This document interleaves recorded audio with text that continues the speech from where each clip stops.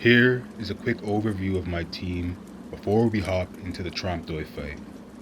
My ninja, as usual, has been pumping finesse, as well as warfare for increased physical damage. The talents remain the pawn and comeback kit for movement and survivability.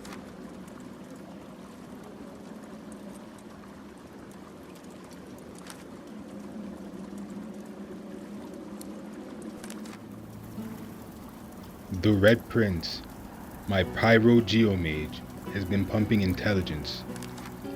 I have also been pumping Pyromancer and Geomancer in a 2-to-1 ratio, using the one from Geomancer to get side skills as necessary. Though not effective in the early game, by the late game the Red Prince should be carrying fights. The talents remain Torturer and Far Out Man, for range as well as burning through magic armor.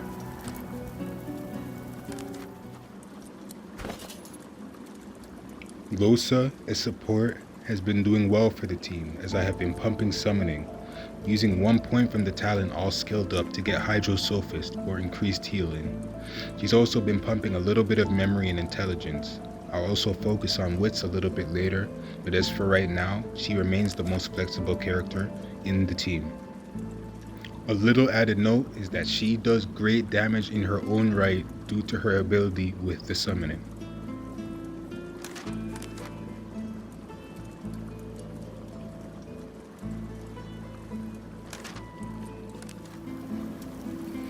With Fane as an undead knight, I keep it simple. Strength all the way, warfare for increased physical damage, and necromancer for self-sustain as I can't heal him because he's an undead. Really advanced players can use a two-handed weapon and have this build work fine, but just because I want a little bit more survivability, I choose to remain with a sword and a shield for Fane.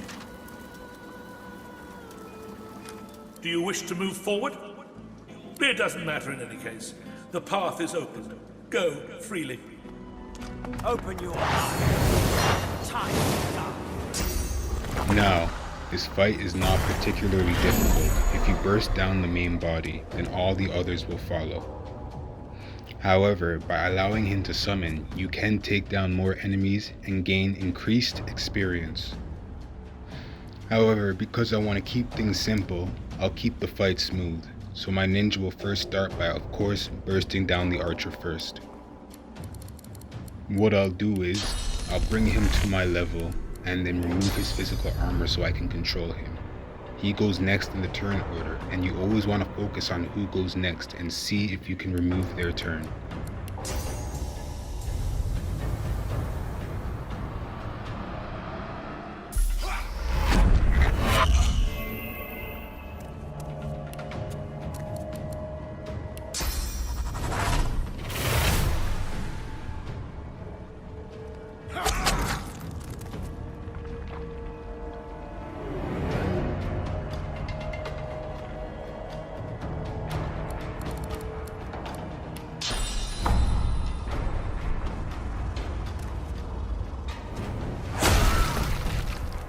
Now that that is secure, I'll try to return to stealth.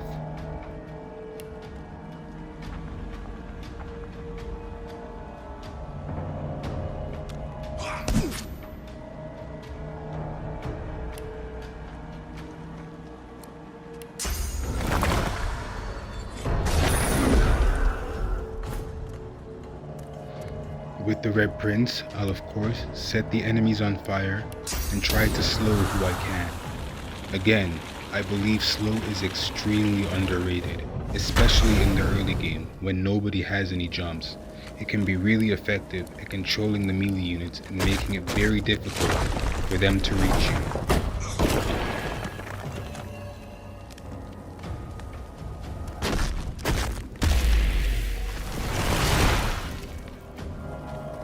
In fights versus the undead, Losa turns from support into a main damage dealer due to her healing. Here, I'll cast Rain to set a water surface so that I have double heal, and then I'll Saba Summon and Losa start to heal the undead enemies. You'll notice that I'm making no effort to reveal the main body of Trompdoy. because he is absolutely of no concern at the moment. What I want to do is burst down these enemies so I can gather at least a little bit of XP before I move on to the next fight.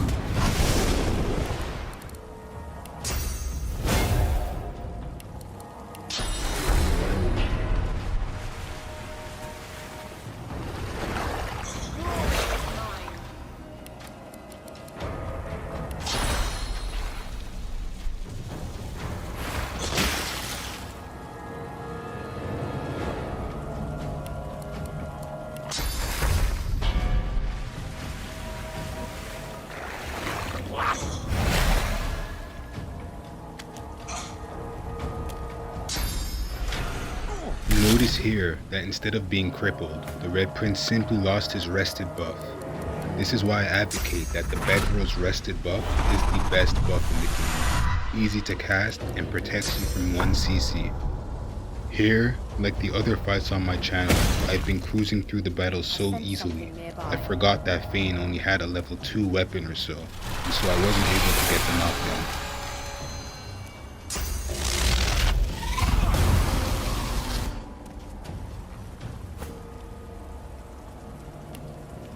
Now that the main body has revealed itself, I'll send my ninja, who doesn't have any actual opportunities right now, to sit close by just in case something happens and I do end up needing to burst Trompdoy down.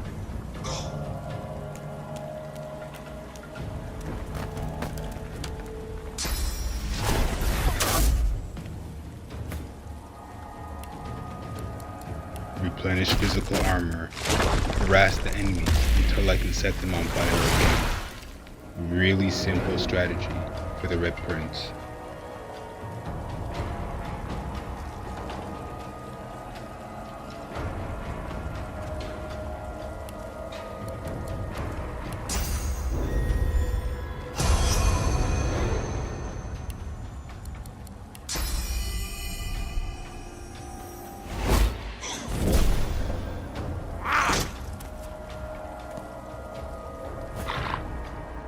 Because I've moved my ninja onto Trompdoy duty, I had Losa pick up the slack with one of her totems. I'll yield to die.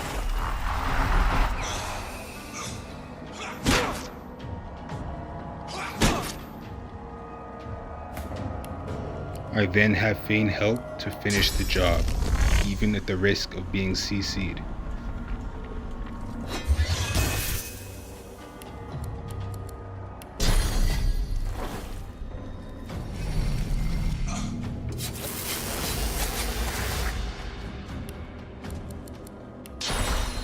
This Trompdoy's lack of magic armor will make him a target for the Red Prince in just a little bit.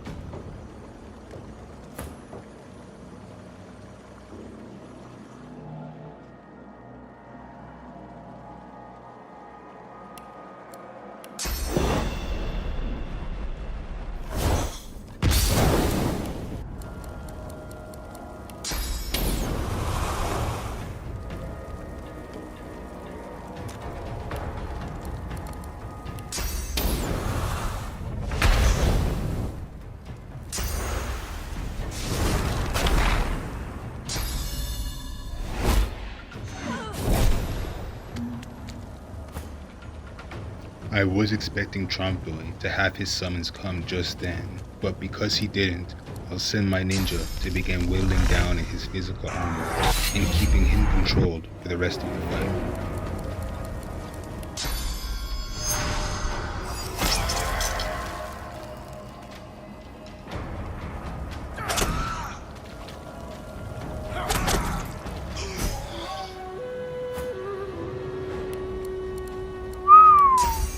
Not bad at all.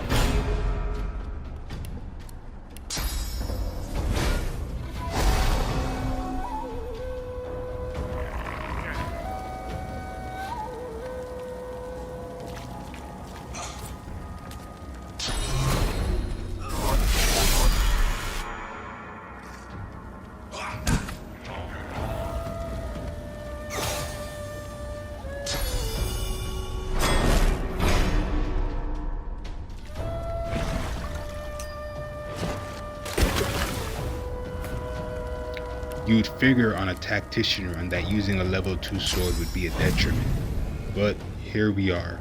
I'll use battering ram to control the Trompdoy so that he can't call on any other summons. I'd like to respect the time of anybody who's still watching this far, while still getting enough XP so that I don't have too much trouble in the endgame.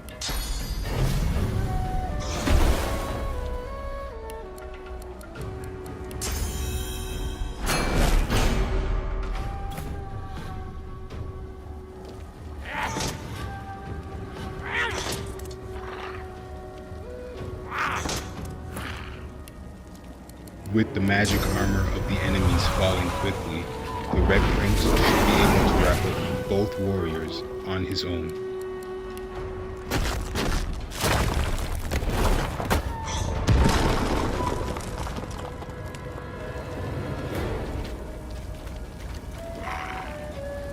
Because I've kept the build so focused, and rogues are exceptionally powerful in the early game, the damage on my ninja is extremely insane.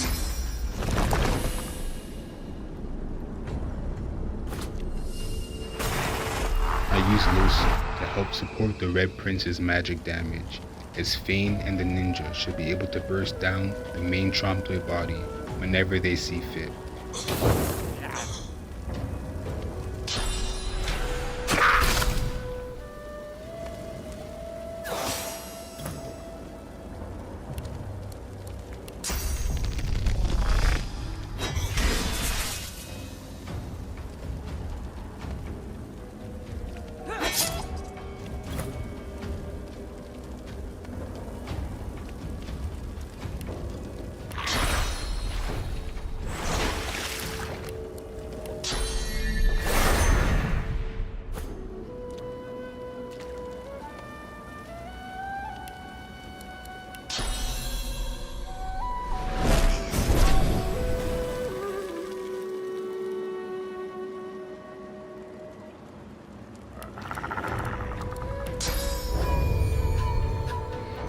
Now I use Clear-Minded.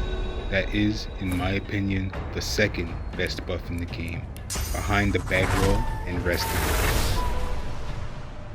the. I have to admit, I was a little surprised that he didn't get off his other summons. That is fine. Now, with the fight wrapped up, I'll just show the items I got, and I'll hopefully see you in the next one. If you made it this far, thank you for watching, and I hope you enjoyed it.